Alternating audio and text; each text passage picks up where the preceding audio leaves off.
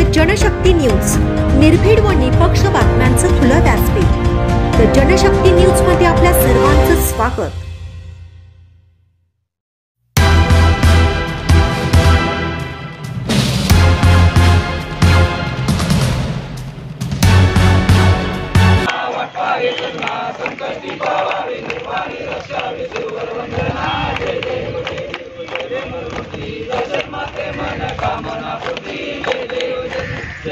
जय देव जय बाळू मामा आरती हो आरती मामा जय देव जय तुलाचा उद्धार झाला अवतरले संत अस्तुर गावाला लक्ष्मणी त्यांनी चमत्कार केला वस्तीचे रक्षण मोदीं थाळीला जय देव जय बाळू मामा आरती हो बाळू मामा जय देव जय या राशीने उन्हाचा रात मोठ्या काळावर पार फिरत मोदीने वाद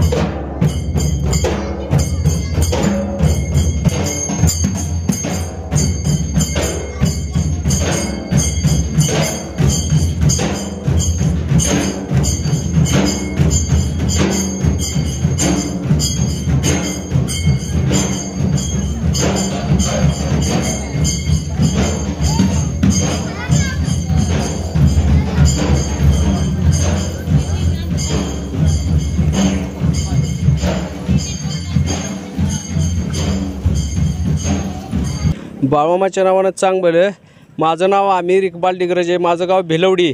मी मुस्लिम समाजाचा आहे. मी 2021पासून बाळूमामाच्या शेवमध्ये आहे. मी आष्ट्यात बाळूमामाचं मंदिर आहे, तिथं मंडळीला घेऊन गेलतो मुलग्यासाठी.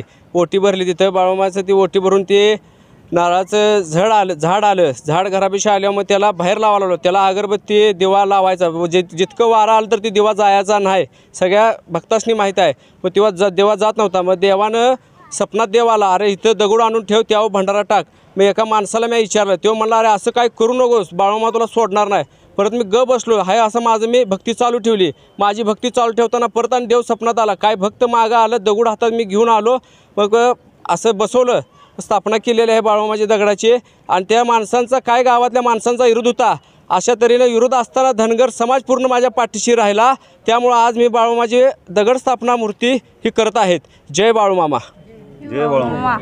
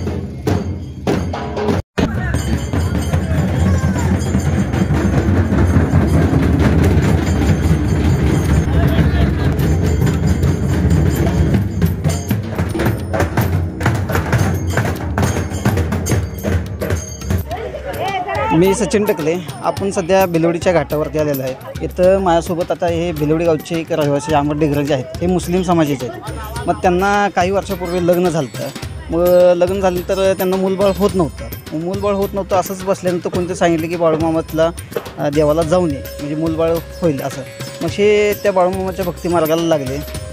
आष्टा इथेच तुम्ही जायला लागला. मग आष्टा इथं जायत असताना त्यांना काहीतरी त्यांच्या मंडळीच्या ओठ्यामध्ये नारळ घातला गेला आणि तो नारळ घातल्यानंतर घरी आल्यानंतर त्यांनी काहीतरी देवारावर पुजला. तो नारळ देवारावर पुजलेला असताना त्या नारळाला कोंब आला आणि ते नारळ झाड त्यांनी आता काय करायचं म्हणून ते झाड दारामध्ये लावला तो. हां, आणि झाड दारामध्ये लावलेला असताना तिथं एक त्याने दिवा जो आपण तेलाच्या वातीचा असतो तो लावायचा दररोज चालू केला. पण त्यांच्या एक निदर्शनास असं आलं की कितीही वारा आलं किंवा पाऊस आला काय झाला तर तो दिवा विझत नव्हता. मग अशीच त्यांची भक्ती नित्यनेमानं चालू होती. चालू असताना त्यांना काही दिवसापूर्वी स्वप्न पडलं आणि त्या स्वप्नामध्ये त्यांना साक्षात्कार बाळूमामाचं दर्शन झालं आणि त्यांनी सांगितलं की माझं इथं काय असेल ती पानप्रतिष्ठा कर. पण त्यांनी असंच काहीतरी गावातल्या लोकांना विचारलं, जे भक्ती मार्गात जे लोक आहेत बाळूमामाच्या त्याच्यात विचारल्यानंतर त्यांनी म्हटले बाबा तू मुस्लिम समाजाचा आहेस, तू हे काय असलं काही उद्योग करू नकोस आणि मागं काही लावून घेऊ नकोस. असं झाल्यानंतर परत नंतर त्यांनी हा विषय सोडून दिला. नंतर काही दिवस गेल्यानंतर की पुन्हा त्यांच्या स्वप्नामध्ये बाळूमामाचं त्यांना साक्षात्कार झाला. बाळूमामाचा साक्षात्कार झाल्यानंतर पुन्हा त्याने काही नाही एकदा सोडून 2 वेळा बाळूमामाचं मला स्वप्न पडले आणि बाळूमामानं साक्षात येऊन मला स्वतः सांगितले. म्हणून त्यांनी मनावरती निर्णय घेतला आणि ही गोष्ट त्यांनी आपले साखरवाडी येथील धनगर बांधव जे आहेत त्यांच्याशी ते बोलले की बाबांना असा विषय झाला आहे. मग त्यांच्या धनगर बांधवांच्या सपोर्टने त्यांनी म्हटले की काही नाही मला बाळूमामाची मूर्ती प्रतिष्ठापना करायची आहे. मग त्या उद्देशाने त्यांनी आज सगळं नियोजन केलेलं आहे. ते भिलवडीच्या घाटावरती पालखी घेऊन आलेले आहेत. तिथं आपण बघू शकता पालखीमध्ये बाळूमामांचा फोटो आहे आणि हा फोटो आणि तिथे एक मूर्ती आहे. ती मूर्ती घेऊन ते भिलवडी येथील भुई गल्ली येथे जाऊन ते त्याची प्रतिष्ठापना करणार आहेत. आणि या प्रतिष्ठापनेला त्यांना भिलवडी गावातून सगळ्यांचा सपोर्ट आहे आणि ते एक मुस्लिम समाजाचे असूनसुद्धा बाळूमामांच्या भक्ती मार्गाला लागलेले आहेत. हा खरोखर समाजातील लोकांनी संदेश घेण्यासारखा आहे की कुठलाही जातपात न मानता देव कधी कोणाच्या मुखात शिरेल सांगता येत नाही. त्यामुळं भक्तिभावाने राहावा आणि बाळूमामांची भक्ती करा. जय बाळूमामा. बाळूमामाच्या नावाने चांगलं